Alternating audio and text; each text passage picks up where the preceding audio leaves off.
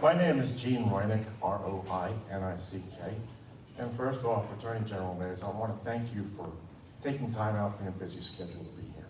So I know you're busy. But I have many issues, obviously. Water, the air, especially the modeling that was done. They didn't really model the San Pedro Valley.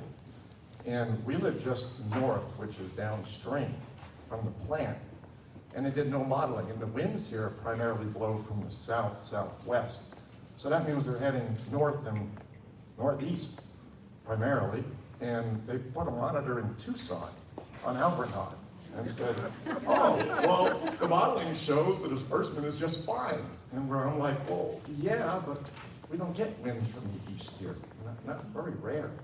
So that's one of my biggest concerns is the modeling wasn't done properly. And they don't want to monitor the air.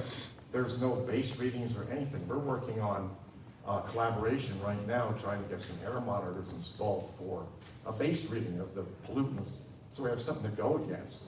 But the state's not going to provide any type of monitoring whatsoever. ADEQ already told us that. And, you know, the fact that they've never denied a permit before, it doesn't stand well. And now that I hear about this nuisance law, I'm thinking, well, yeah, that's a big issue. They're putting this pretty close, I mean, right in town.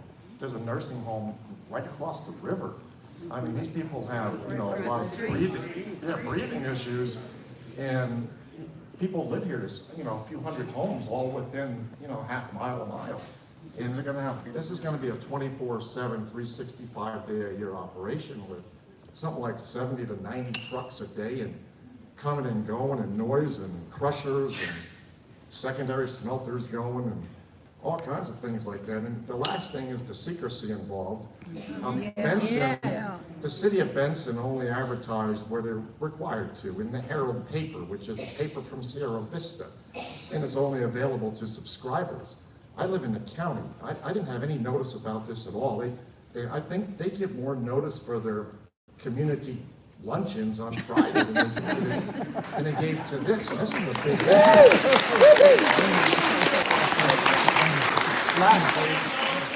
The last issue I have is with our county.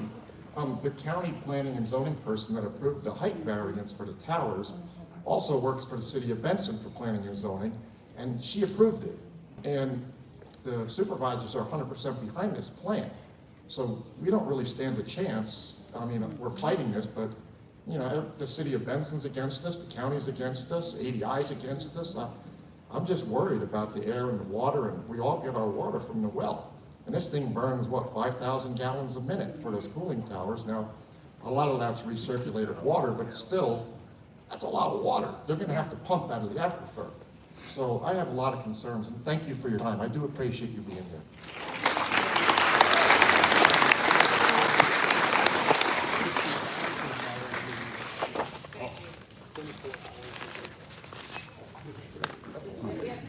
I heard 5. Kenny James.